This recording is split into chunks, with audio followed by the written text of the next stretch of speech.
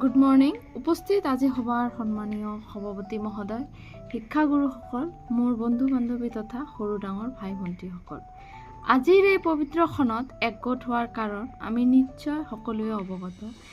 আজি বিষ্ণু ৰাভা দিৱস অৰ্থাৎ কলাগুৰু বিষ্ণুপ্ৰসাদ ৰাভাৰ মৃত্যুৰ দিনটো অসমত বিষ্ণু ৰাভা দিৱস হিচাপে পালন কৰা হয়। অসমীয়া জাতীয় জীৱনলৈ বহু অৰিহণা আগবঢ়াই থৈ যোৱা বিষ্ণুপ্ৰসাদ ৰাভাৰ প্ৰতি সন্মান জনাই প্ৰত্যেক বছৰৰ 20 তাৰিখে চৰকাৰী কাৰ্যসূচী হিচাপে শিক্ষানুষ্ঠানসমূহৰ লগতে অসমৰ সামাজিক সাংস্কৃতিক অনুষ্ঠানসমূহে উলহ মালহেৰে পালন কৰি আহিছে। সৈনিক শিল্পী কলাগুৰু বিষ্ণুপ্ৰসাদ ৰাভা আছিল এগৰাকী শিল্পী, কবি, সাহিত্যিক, নাট্যকাৰ, সংগীতজ্ঞ, নৃত্যবিদ, চিত্ৰকৰ, অভিনেতা আৰু মুক্তি যুঁজাৰু।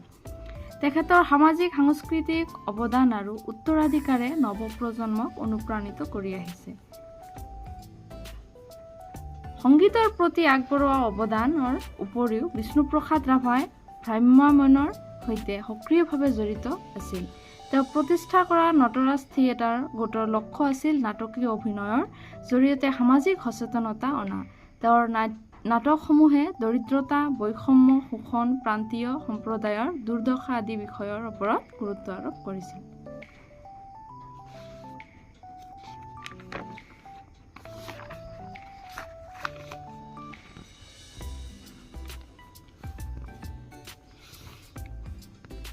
তেওঁৰ নটৰাজ নৃত্যত বিমুগ্ধ হৈ আৰু তেখেতৰ সাংস্কৃতিক বৰঙণি সন্মান জনাই সৰ্বপল্লী ৰাধাকৃষ্ণনে তেওঁক কলাগুৰু সন্মান প্ৰদান কৰিছিল।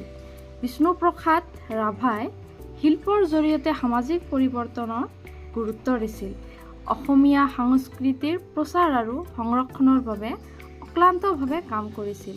তেওঁ দলিত আৰু জনজাতীয় গোটকে ধৰি প্ৰান্তীয় সম্প্ৰদায়ৰ অধিকাৰ আৰু সবলীকৰণৰ চেম্পিয়ন আছিল।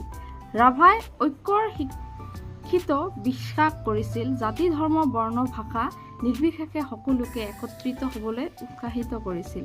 বিষ্ণুপ্ৰসাদ ৰাভাই ভাৰতীয় স্বাধীনতা আন্দোলনত সক্ৰিয়ভাৱে অংশগ্ৰহণ কৰিছিল।